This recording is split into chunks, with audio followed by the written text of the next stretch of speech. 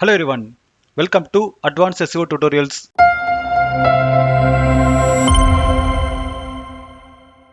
இந்த வீடியோல நம்ம கெஸ்ட் போஸ்ட் சப்மிஷன் அப்படின்னா என்ன, அப்புறம் இந்த சப்மிஷனை பண்றதுனால எந்த மாதிரியான SEO பெனிஃபிட்ஸ் எல்லாம் நம்மளோட வெப்சைட்டுக்கு கிடைக்கும் அப்படின்றத பத்தி தான் நம்ம இன்னைக்கு டீடைலா பார்க்க போறோம். ஸோ பேசிக்கா அந்த கெஸ்ட் போஸ்ட் சப்மிஷன் பாத்தீங்க அப்படின்னா ஒரு ஆஃப் பேஜ் SEO ஆக்டிவிட்டி தான். இந்த ஆக்டிவிட்டியில நம்ம ஒரு ப்ராப்பரான ஆர்டிகலை ரைட் பண்ணி தேர்ட் பார்ட்டி வெப்சைட்டுக்கு நம்ம சப்மிட் பண்ண போறோம்.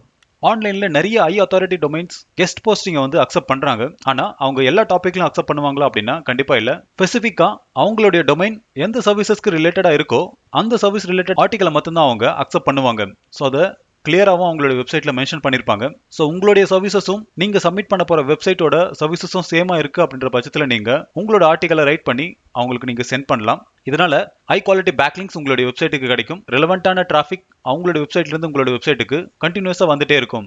இதுக்கு நீங்க பண்ண வேண்டியது 100% யூனிக்கான ஆர்டிகலை கெஸ்ட் போஸ்ட் அக்செப்டிங் சைட்டுக்கு நீங்க சென்ட் பண்றது தான். இப்போ உங்களுக்கு ஒரு கொஸ்டின் வரும், ஏன் நம்ம 100% யூனிக்கான கண்டென்ட்டை எழுதி வேற ஒருத்தங்களுக்கு கொடுக்கணும் அப்படின்னு சொல்லிட்டு. இன்கேஸ் நீங்க உங்களுடைய பிசினஸ் ரீசெண்ட் டேஸ்ல ஸ்டார்ட் பண்ணிருப்பீங்க, உங்களுடைய டொமைன்கான அத்தாரிட்டி கண்டிப்பா இருக்காது.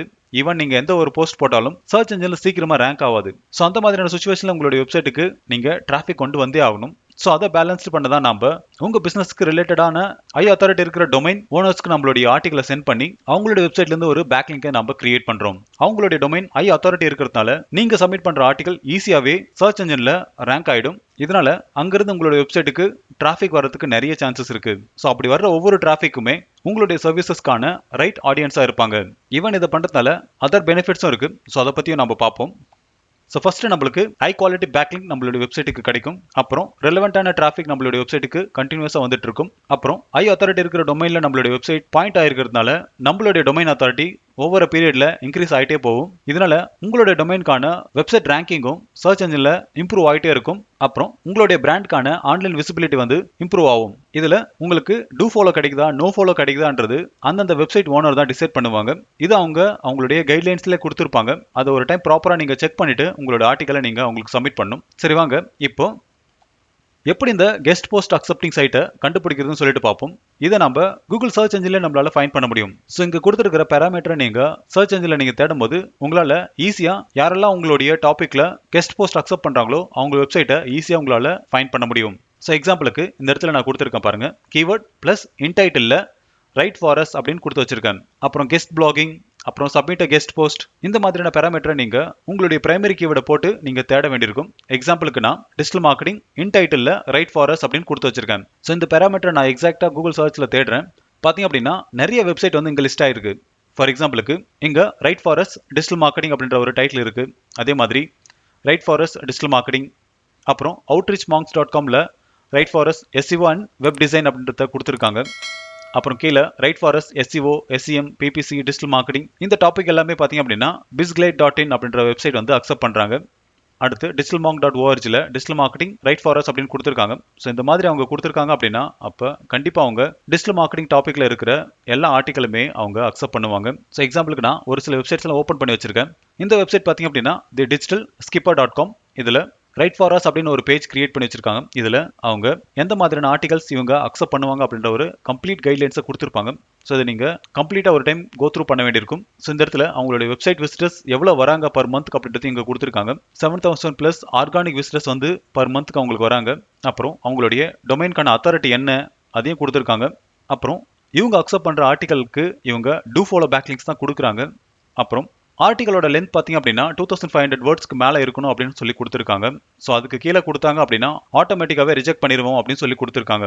ஸோ இதனால உங்களோட ஆர்டிகல் மினிமம் 2500 வேர்ட்ஸ்ல இருக்கிற மாதிரி பார்த்துக்காங்க. அப்புறம் பிரிட்டிஷ் இங்கிலீஷ்ல இருக்கணும், அப்புறம் கிராமட்டிக்கல் எரர் இல்லாமல் இருக்கணும், அப்புறம் அஃபிலியேட் லிங்க் வந்து இவங்க அக்செப்ட் பண்ண மாட்டாங்க, அப்புறம் காப்பி கண்டென்ட், டூப்ளிகேட் கண்டென்ட், அப்புறம் பிளகரிசம் இஷ்யூ இருந்துச்சு அப்படின்னா அப்பயும் அக்செப்ட் பண்ண மாட்டாங்க. இதில் நீங்க இமேஜஸ் யூஸ் பண்ணலாம். ஸோ இந்த மாதிரியான நிறைய கைட்லைன்ஸ் வந்து கொடுத்துருப்பாங்க. அப்புறம் எந்தெந்த டாபிக்ல அவங்க ஆர்டிகல் அக்செப்ட் பண்றாங்கன்னு சொல்லிட்டு இங்கேயே கொடுத்துருப்பாங்க. எக்ஸாம்பிளுக்கு digital marketing, social media marketing, blogging, web posting, email marketing, SEO, இந்த மாதிரி நிறைய கொடுத்துருப்பாங்க. ஸோ இதுலெல்லாம் உங்களால ஆர்டிகல் எழுத முடியும் அப்படின்னா நீங்க எழுதி இவங்களுக்கு சப்மிட் பண்ணலாம். இங்கிருந்து உங்களோட வெப்சைட்டுக்கு கண்டிப்பா ஒரு டூ ஃபாலோ பேக்லிங்க் உங்களுக்கு கிடைக்கும். ஸோ ஒன்ஸ் நீங்க ஆர்டிகல் கம்ப்ளீட்டா மேக் பண்ணதுக்கு அப்புறம் இங்க கொடுத்துருக்கிற இமெயில் ஐடிக்கு நீங்க அந்த ஆர்டிகலை சென்ட் பண்ண வேண்டியிருக்கும். இங்க 3 to 4 கண்டென்ட் சஜஷன், அதுக்கப்புறம் உங்களுடைய டார்கெட் கீவேர்டு என்ன, அதுக்கான சர்ச் வால்யூம் என்ன, அப்புறம் உங்களுடைய பயோ, இதெல்லாமே நீங்க அந்த ஆர்டிகலோடய நீங்க சென்ட் பண்ண வேண்டியிருக்கும். அப்புறம் ஒன்ஸ் உங்களுடைய ஆர்டிகல் இந்த வெப்சைட்ல பப்ளிஷ் ஆயிடுச்சு அப்படின்னா அப்போ அந்த கண்டென்ட்கான ஓனர்ஷிப் கம்ப்ளீட்டாவே அந்த வெப்சைட் ஓனருக்கு தான் போகும். ஈவன் அந்த ஆர்டிகலை எடிட் பண்ணவோ டெலீட் பண்ணவோ எல்லா ரைட்ஸுமே இந்த சைட் ஓனருக்கு இருக்கும். ஸோ இந்த ஆர்டிகலை நீங்கள் சப்மிட் பண்ணதுக்கு கிரெடிட்டாக உங்களுடைய வெப்சைட்டுக்கு ஒரு டூ ஃபாலோ பேக் லிங்கை இவங்க கொடுப்பாங்க. ஸோ இதே மாதிரி நான் ஒரு சில வெப்சைட்ஸ் எல்லாம் பார்த்தேன். ஸோ ஆல்மோஸ்ட் காமனாக எல்லாருமே 2500 to 3000 வேர்ட்ஸில் தான் அவங்க ஆர்டிகலை எக்ஸ்பெக்ட் பண்ணுறாங்க வித் 100% யூனிக்கான ஆர்டிகலாக இருக்கணும்னு சொல்லிட்டு. ஸோ இந்த கெஸ்ட் போஸ்டிங்கை பொறுத்த வரைக்கும் நீங்கள் டேரெக்டாக ஒரு வெப்சைட்டில் போய் போஸ்ட் பண்ண முடியாது. இது நீங்கள் எல்லாமே அவங்க கொடுத்துருக்கிற இமெயில் ஐடிக்கு தான் நீங்கள் சென்ட் பண்ண வேண்டியிருக்கும். ஸோ ஒன்ஸ் நீங்கள் சென்ட் பண்ணதுக்கப்புறம் உங்களுடைய ஆர்டிகல் அவங்க அக்செப்ட் பண்ணிட்டாங்க அப்படின்னா இமெயில் மூலியமாகவே உங்களுக்கு நோட்டிஃபை பண்ணுவாங்க. ஸோ அப்போ நீங்கள் செக் பண்ணிக்கலாம்.